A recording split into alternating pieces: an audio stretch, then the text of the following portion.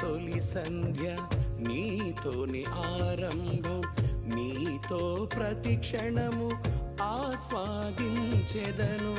జీవనమలి సంధ్య నీతోని సహవాసం, కలనైన మరువను నీ సహచర్యము.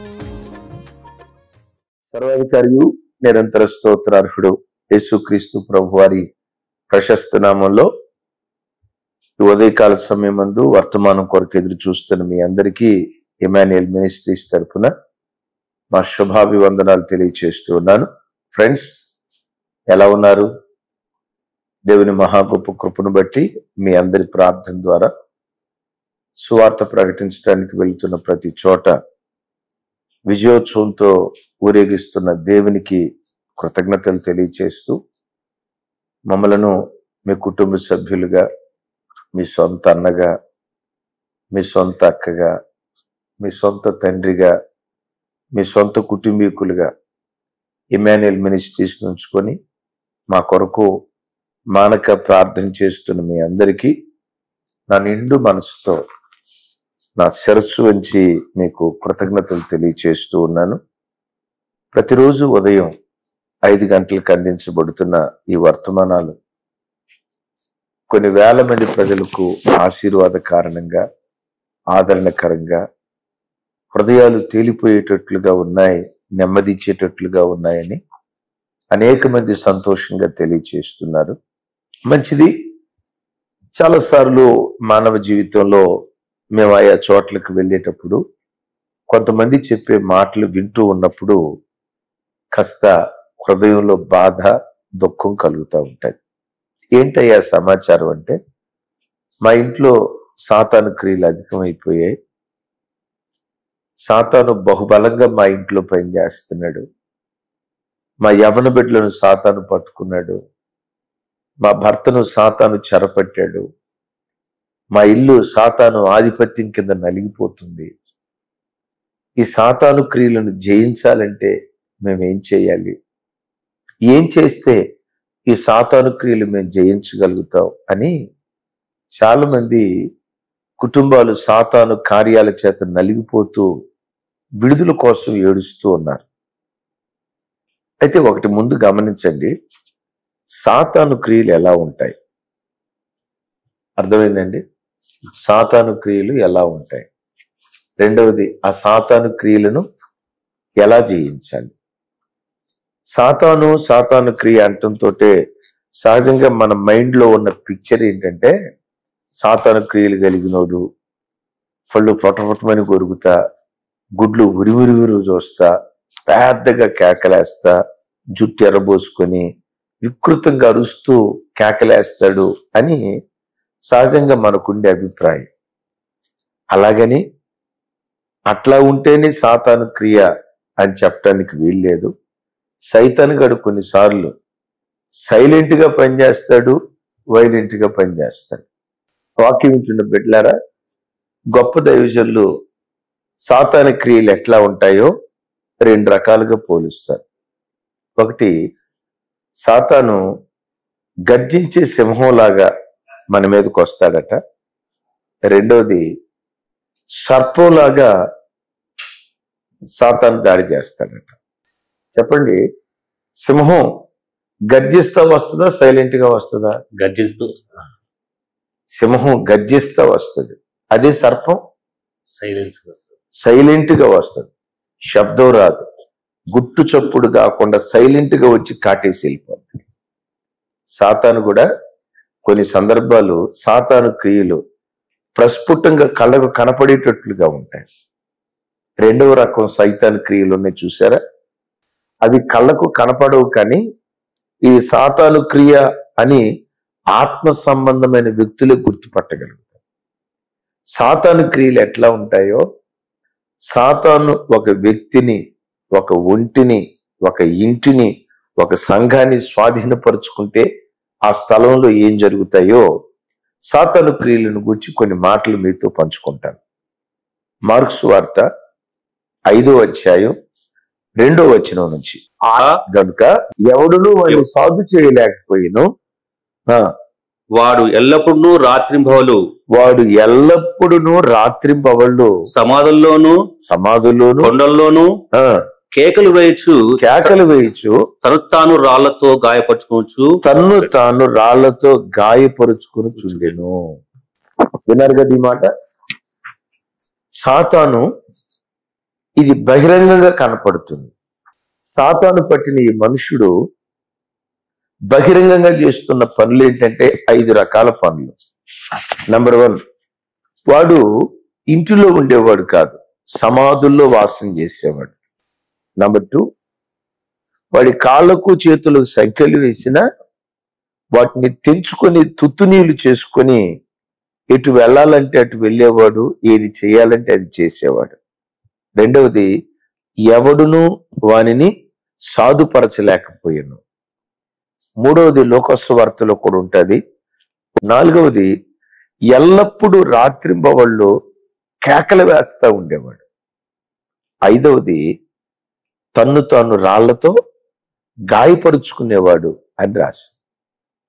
వాక్యం వింటున్న బిడ్డలారా, సైతాను క్రియ వైలెంట్ గా, అంటే కంటికి కనపడేటట్లుగా ఇక్కడ పనిచేస్తా ఉన్నాడు. ఇదే సాతాను కొందరి జీవితంలో సైలెంట్ గా, అది సర్పంలాగా ఎట్లా పనిచేస్తాడో చెప్పమంటారా? వీడు మొట్టమొదట వాని పాదాలు ఎంట ఉండేవి కాదు, సమాధుల్లో సంచరిస్తూ ఉండేవాడట. సంచరించడమే కాదు, సమాధులలో వాసం చేసేవాడు అని రాసింది. కొంతమంది యవన బిడ్డలు చూడండి, ఇప్పుడు చూసిన కొంతమంది యవన బిడ్డలు చూడండి, ఇంట్లో ఉండరు. ఇంట్లో ఉండరు. ఎక్కడ ఉంటారు? ఎప్పుడు చూసినా బజార్లోను, బస్ స్టాండ్లోను, పార్కుల దగ్గర, రోడ్డు మీదో, ఏమండి రహదారుల మీదో, ఎప్పుడు బయటే ఉంటారు. ఇంటికి ఎప్పుడు వస్తారు? భోజనం చేసేటప్పుడు వస్తారు, ఏదో కాసేపు పండుకోటానికి వస్తారు. తర్వాత అంతా ఎక్కడుంటారు? ఎంట వాళ్ళ పాదాలు ఉండవు, ఎప్పుడు అటు ఇటు సంచరిస్తూ ఉంటారు. ఇది సైతాను క్రియ అని కొంతమందికి అర్థం కాదు. సైలెంట్ గా సైతాన్ ఇట్లా పనిచేస్తూ ఉంటాడు. ఈరోజు ఈ వాక్యం వింటున్న దేవుని బిడ్డలారా, కొంతమంది స్త్రీలలో కూడా పౌలు గారు అంటాడు, స్త్రీ ఇంటిండ్రా తిరుగులాడున్నదై ఉండకూడదు అని రాసి ఉంటారు. కొంతమంది స్త్రీలు ఎట్లుంటారో తెలుసా? భర్త అట్లా డ్యూటీకి వెళ్ళటంతో ఇక అక్క కూడా డ్యూటీకి బయలుదేరింది. అక్కకుండే డ్యూటీ ఏంటి? ఆ ఇంటికి వెళ్ళి కాసేపు ముచ్చట్లాడి, ఈ ఇంటికి వెళ్ళి కొంచెంసేపు ముచ్చట్లాడి, ఆ అమ్మట్ట ఈ అమ్మట్ట, ఆయనట్ట ఈయనట్ట అని లోకంలో ఉన్న పెంటంతా పోగేసుకొని భర్త వచ్చే టయానికి అక్క కూడా డ్యూటీ ముగించుకొని వస్తుంది. అక్క డ్యూటీ ఏంటి? ఇంటింటా తిరగటం, ఎల్లెమ్మడి తిరగటం. అట్లా ఉండకూడదు. ఎందుకు కొంతమంది అట్లుంటారంటే, అది సైలెంట్ గా సాతాను చేసేటువంటి పని. సాతాను గాడు కూడా నికరంగా ఒక చోట ఉండలేడు. సైతాను దేవుని దగ్గరికి వెళ్ళినప్పుడు సైతాన్ని అడిగాడు, సైతానా ఎక్కడి నుంచి వచ్చావు అని. సైతాన్ గారు నవ్వుతా అని ఉంటాడు, అయ్యా నాకు పర్మనెంట్ గా ఒక అడ్రస్ ఉంటుందా ఏంటయ్యా, నేను భూమి మీద అటు ఇటు సంచరిస్తా వచ్చానయ్యా అంటాడు. దయ్యం ఒక యవనస్తునిలో పనిచేస్తే వాని పాదాలు ఎంట నిలవు.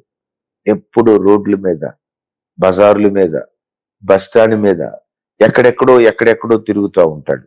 తమ్ముడు, నిలకడ లేనిటువంటి నీ జీవితం అది ఒక సాతాను క్రియ అని ప్రభు పేరిట నీకు జ్ఞాపకం చేస్తున్నాను. సరే, ఎంట నిలవని వాడు ఎక్కడ వాసం చేస్తున్నాడట? సమాధుల్లో.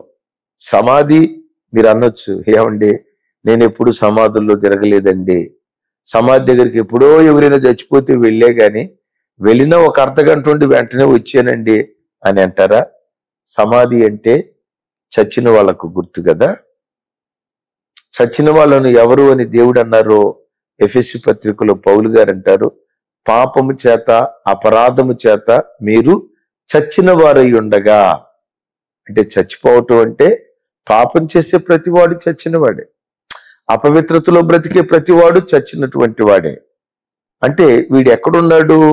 చచ్చిన వాళ్ళతో ఉన్నాడు. ఒక వ్యక్తిలో దయ్యం పనిచేస్తే ఆ దయ్యం పనిచేసే వ్యక్తి తాగుబోతులతోనే తిరుగుతాడు, తిరుగుబోతులతోనే తిరుగుతాడు, వ్యభిచారులతో, దేవునికి ఆయాసకరమైన వ్యక్తులతోనే ఆ వ్యక్తి తిరుగుతూ ఉంటాడు. యవన బిడ్డ, ఆదివారం మందిరానికి వచ్చి సోమవారం నుంచి శనివారం వరకు లోకస్తులతో తిరుగుతున్నావా, భక్తిహీనులతో తిరుగుతున్నావా? గమనించు, ఇదొక సాతాను క్రియ అని ఆలోచించు. రైట్. రెండవది, సాతాను సైలెంట్ గా ఎట్లా పనిచేస్తాడో రెండో మాట చెప్తాడు. ఎవడు వానిని సాధుపరచలేకపోయాడు. చేతులకు సంఖ్యలు వేసినా, కాళ్ళకు సంఖ్యలు వేసినా, వేసినంతసేపు బాగానే ఉంటాడు. తర్వాత వాటిని తెంచుకొని తుత్తునీలుగా చేసుకుంటా ఉంటాడు. సాతాను చూసారా, తుత్తునీలుగా చేసుకొని వాటిని తెంచేసుకుంటాడు. చాలాసార్లు నీ జీవితంలో కూడా ఈ సెల్ ఫోన్ ముట్టకూడదు. ఈ మధ్య సెల్ ఫోన్తో ఎక్కువ సమయం నేను గడుపుతా ఉన్నాను.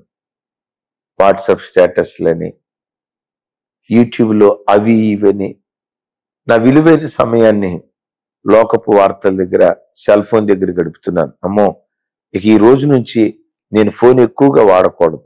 వాక్యం వినేటప్పుడు, బైబిల్ చదువుకునేటప్పుడు, ఏవైనా విలువైన విషయాలు ఫోన్లో మాట్లాడాల్సి వచ్చినప్పుడు అప్పుడే నేను ఫోన్లో మాట్లాడతా అని వాక్యం విన్న తర్వాత చేతులకు సంఖ్యలు వేసుకుంటారు. చేతులకు సంఖ్యలు వేసుకొని ఇక వాక్యం చదువుదామని కూర్చుంటారు. 2-3 వచనాలు చదివిన తర్వాత మరలా చెయ్యి ఫోన్ దగ్గరికి వెళ్ళిపోతుంది. ఫోన్ ముట్టుకుంటాడా? చూస్తాడు. ఒక 10 నిమిషాలు చూసిన తర్వాత, అరే రే రే రే రే రే రే, నేను ఫోన్ అట్లా వాడకూడదు అనుకున్నానే, ఎందుకు వాడాను అని పక్కన పెడతాడు.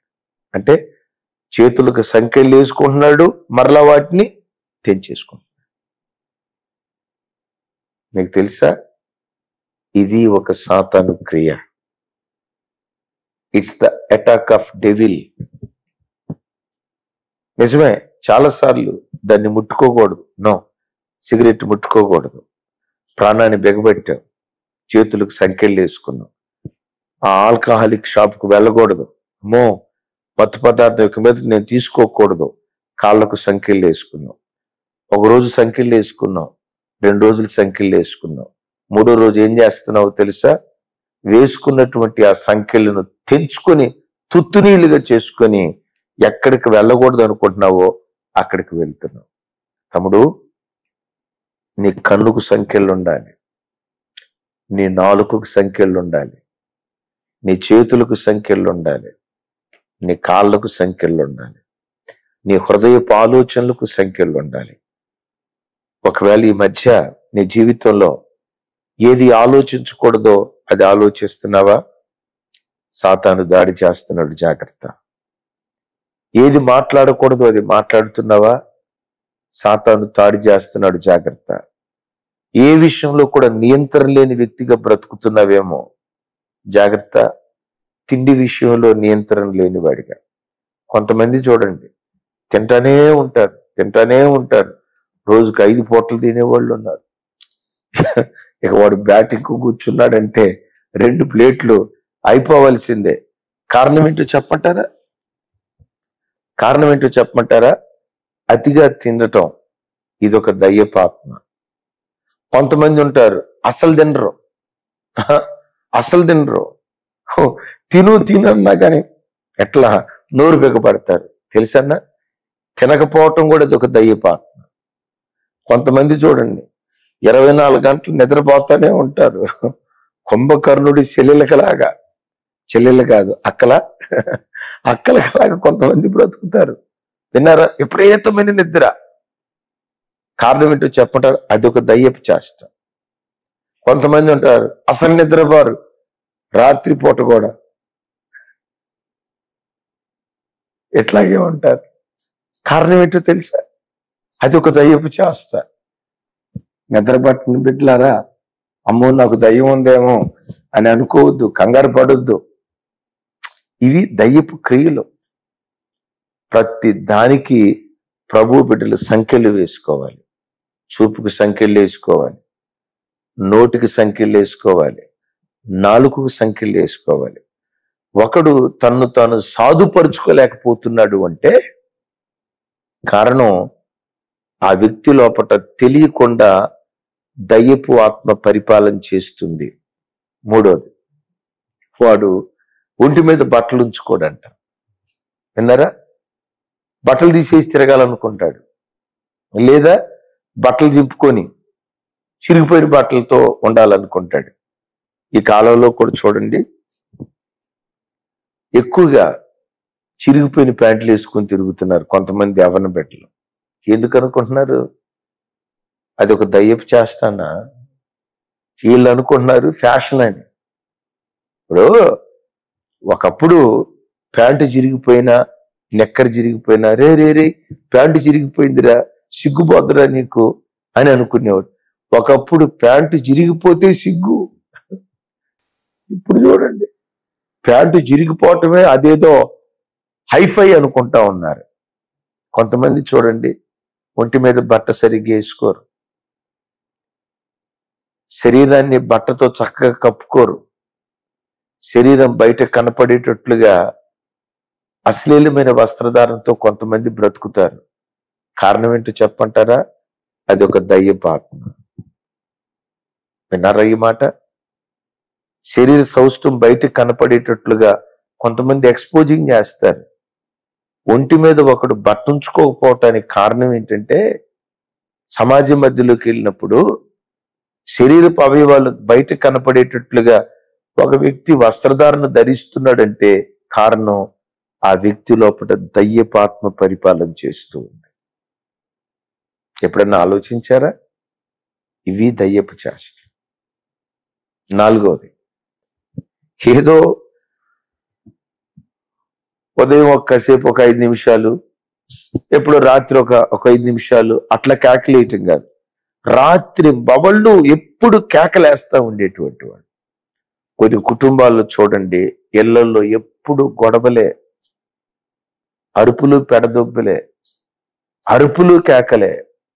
భార్య మీదకి భర్త, భర్త మీదకి భార్య, అత్త మీద కోడలు, కోడల మీదకి అత్త, తల్లిదండ్రుల మీదకి పిల్లలు, పిల్లల మీదకి తల్లిదండ్రులు, చివరికి సంఘాల దగ్గరకు వచ్చేసరికి కూడా ఈ విశ్వాసి మీద ఆ విశ్వాసికి, ఆ విశ్వాసి మీద ఈ విశ్వాసికి, కాపరి మీద విశ్వాసులు, విశ్వాసుల మీద కాపరి. కొన్ని చోట్ల చూడండి, ఎప్పుడు కేకలు, అరుపులు, పెడదొప్పులు. ఒక ఇంటిలో ఎప్పుడు గొడవలు ఉండటానికి కారణం ఏంటో తెలుసా? సాతాను క్రియ. సాతాను క్రియ. మనుషులు మనస్మర్థలు వస్తాయా రావా? వస్తాయి. అయితే ఎప్పుడైనా మన మధ్యలో మనస్మర్థ వస్తే బైబిల్లో రాయబడిన మాట, సూర్యుడు అస్తమించే లోపే ఆ వ్యక్తితో మనం సమాధాన పడాలి.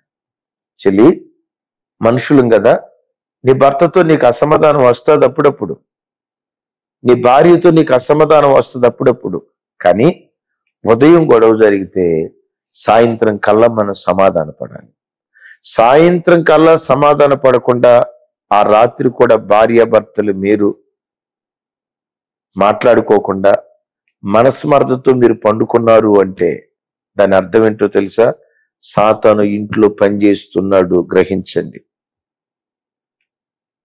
కొంతమంది భార్యాభర్తలు వారాల తరబడి మాట్లాడుకోరు. ఆ తమ్ముడు నవ్వుకుంటున్నాడు, మేము నెల నుంచి మాట్లాడుకోవట్లేదు అన్నట్టుగా అనండి. కొంతమంది నెలల తరబడి మాట్లాడుకోరు. కారణం ఏంటంటే అది సాతాను క్రియ. సాతాను క్రియ. గ్రహించండి. కొంతమందికి చూడండి, విపరీతమైన కోపం. కూరలో ఉప్పు ఎక్కువైందా ప్లేట్ గెరాటేసేస్తాడు. తినే అన్నం వేసి ముఖానికి వేసి కొడతాడు. అంత విపరీతమైన కోపం తమ్ముడా నీకు ఎందుకుందో తెలుసా? సాతాను క్రియ. సాతాను క్రియ. అమ్మేదైనా ఒక మాట అంటంతో గుడ్లు ఉనివిరివిలు నువ్వు చూస్తున్నావంటే సాతాను క్రియ అని గ్రహించు. ఆఖరి మాట చెప్పి ఆ సాతాను క్రియలకు పరిష్కారం ఏదో మీతో పంచుకుంటాను. ఐదవదిగా, వాడు రాళ్లతో తన్ను తాను గాయపరుచుకుంటున్నాడు. వాడిని ఎవరూ గాయపరచట్లా, వాడు తన్ను తానే గాయపరుచుకుంటున్నాడు. నిజమే, ఈరోజు మనుషులు వారి చేతులారా వారిని వారే నాశనం చేసుకుంటున్నారు. స్మోకింగ్ చేసి చేసి ఊపిరితిత్తులు క్యాన్సర్ తెచ్చుకుంటున్నాడు. తాగి తాగి తాగి లివర్కి డిసీజ్ తెచ్చుకుంటా ఉన్నాడు. లివర్ ఎవరు పాడు చేశారు?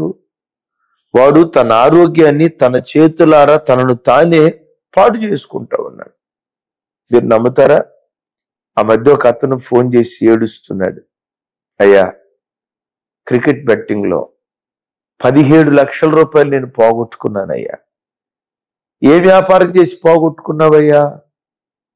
ఏ వ్యాపారంలో నష్టపోయి నువ్వు పోగొట్టుకున్నావు అంటే, లేదు లేదు లేదు, వ్యాపారం చేసి నేను నష్టపోలేదు, క్రికెట్ బెట్టింగ్. ఎవరు పెట్టారయ్యా క్రికెట్ బెట్టింగ్ లో? నేనే పెట్టానయ్యా. వాక్యం ఉంటున్న పెట్టారా? ఎంత పోగొట్టాడు? 17 లక్షల రూపాయలు. అయ్యా నీ నెల జీతం ఎంత అయ్యా? 50,000. నేను నా భార్య కష్టపడి 10 సంవత్సరాలు ఉద్యోగం చేసి ఈ 17 లక్షల రూపాయలు దాచిపెట్టేవయ్యా. ఈ 17 లక్షల రూపాయలు జస్ట్ 17 రోజుల్లో మంచినీళ్ళలాగా ఖర్చు పెట్టానయ్యా. ఎందులో? బెట్టింగ్. మరి ఇప్పుడు ఏమంటావయ్యా? ఎంతకి?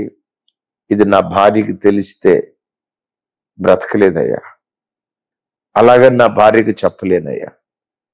ఆలోచించి ఆలోచించి ఇప్పుడు నా పరిస్థితి ఏమైందో తెలుసా? నాకు బీపీ వచ్చిందయ్యా. నా వయసు జస్ట్ 37 సంవత్సరాలు. 37 సంవత్సరాలు. అయ్యా బీపీ ఎలా వచ్చింది? నేను పోగొట్టుకున్న ఈ డబ్బును గురించి నా భార్యకి ఎట్లా చెప్పాలి? అర్థం కావట్లేదయ్యా. ముగింపులో ఏమన్నాడు తెలుసా సహోదరుడు? అది చచ్చిపోదాం అనుకుంటున్నానయ్యా, బ్రతకాలని లేదు. చచ్చిపోదాం అనుకుంటున్నాను కానీ నా కూతుర్లు ఇద్దరు గుర్తొస్తున్నారయ్యా. ఆ పిల్లలు అనాథలైపోతారేమోనని ఓర్చుకుంటున్నానయ్యా. నేనంట, ఈ వ్యక్తి జీవితాన్ని ఎవరు గాయపరిచారు? బయట వాళ్ళు ఎవరు గాయపరచల, వాడు తను తానే గాయపరుచుకున్నాడు. ఎందుకు ఒకడు తను తానే గాయపరుచుకుంటాడు తెలుసా? It's the attack of devil, సాతాను యొక్క క్రియ. 5 విషయాలు విన్నారు కదా. మీరు ఈ సాతాను క్రియలు లయపరచాలంటే ఏం చేయాలి? ఏంటి సాతాను క్రియలు? నంబర్ 1, సమాధుల్లో వాసం చేస్తాడు. నంబర్ 2, ఎవడూ వానిని సాధుపరచలేడు. నంబర్ 3, దిగంబరిగా ఉంటాడు. నంబర్ 4, రాత్రింబవళ్ళు కేకలు వేస్తాడు. నంబర్ 5, రాళ్లతో తను తాను గాయపరుచుకుంటాడు. ఇలా సాతాను కొంతమంది జీవితాల్లో సింహంలాగా వస్తాడు గర్జిస్తా, మరి కొందరి జీవితాల్లో సర్పంలాగా సైలెంట్ గా పనిచేస్తాడు. ఈ వాక్యం వింటున్న దేవుని బిడ్డ, నీ ఇంట్లో సాతాను ఎట్లా పనిచేస్తున్నాడు? అయ్యా నిజమే, కొన్ని సందర్భాల్లో సైలెంట్ గా సాతాను కూడా మా జీవితంలో పనిచేస్తున్నాడు. మరి సాతాను క్రియలను జయించాలంటే ఏం చేయాలి? ఒక విలువైన, మరి సైతాను క్రియలు జయించాలంటే ఏం చేయాలి? 2 విలువైన మాటలు చెప్తాను. ఇది గనక మీరు చేయగలిగితే సాతాను మీ జాడల్లోకి రాకుండా దేవుడు కృప చూపించును గాక. ఈ సాతాను క్రియలు నా ఇంట్లో లయమైపోవాలంటే నేనేం చేయాలి? మీరు నేను లోకంలో ఏ మనుషుడైనా చేయాల్సిన 2 ప్రాముఖ్యమైన కార్యాలు. నంబర్ 1 చూడండి, యోహాను మొదటి పత్రిక 3వ అధ్యాయం 8వ వచనం. అపవాది మొదటి నుండి పాపము చేయుచున్నాడు గనుక పాపము చేయువాడు అపవాది సంబంధి. అపవాది యొక్క క్రియలను లయపరచుటకే దేవుని కుమారుడు ప్రత్యక్షమాయను. విన్నారా? అపవాది యొక్క క్రియలను లయపరచుటకే దేవుని కుమారుడు ప్రత్యక్షమాయను. దైవజనమ, యేసుక్రీస్తు వారు ఎందుకు ఈ లోకానికి ప్రత్యక్షమయ్యారో నీకు తెలుసా? నీ ఇంటిని ఏలుబడి చేస్తున్న అపవాది క్రియలు లయము చేయటానికే యేసుక్రీస్తు వారు ప్రత్యక్షమయ్యారు. ఈ శానాదయ్యం పట్టిన వాడు ఈ స్థితిలో ఉంటే యేసు ప్రభు వారు వారిని ఎదుర్కొంటా ఉన్నాడు.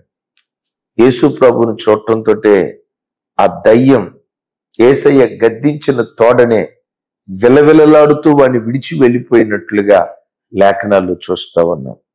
ఈ ఉదయకాల సమయమందు నా చేతులెత్తి నిన్ను దీవిస్తున్నాను. ఈ ఉదయకాలమందు నీ ఇంటిలో యేసయ్య ప్రత్యక్షమగునుగాక.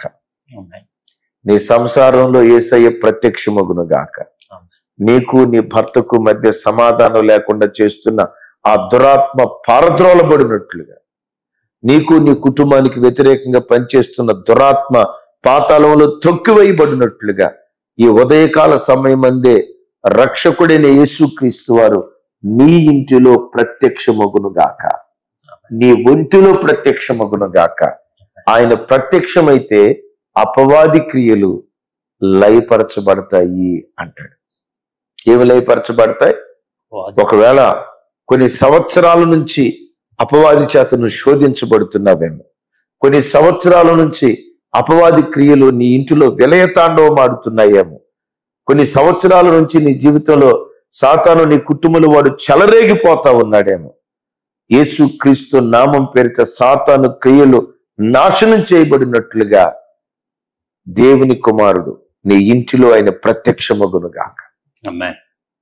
రెండవది, ఆ అపవాది క్రియలను మనం జయించాలంటే పరిశుద్ధ గ్రంథంలో రాయబడినటువంటి మాట, దేవునికి లోబడుడి, అపవాదిని ఎదిరించుడి, అప్పుడు వాడు మీ యొద్ద నుండి పారిపోతాడు అని రాసింది. దేవునికి లోబట్టం అంటే ఏదో దేవుని ఫోటో ముందు పెట్టుకొని చేతులు ఇట్లా కట్టుకొని ఇట్లా తలకాయ వంచటం అని అనుకున్నారా? నో. దేవునికి లోబట్టం అంటే దేవుని వాక్యానికి లోబట్టమే దేవునికి లోబట్టం. ఎందుకు? మన జీవితంలో వాక్యమే మనకు దేవుడు. ఆమేన్. ఆది యందు వాక్యం ఉండెను, వాక్యము దేవుని యొద్ద ఉండెను, ఆ వాక్యమే దేవుడై ఉండెను. వాక్యమే మనకు దేవుడు. విన్నారు కదా ఈ మాట?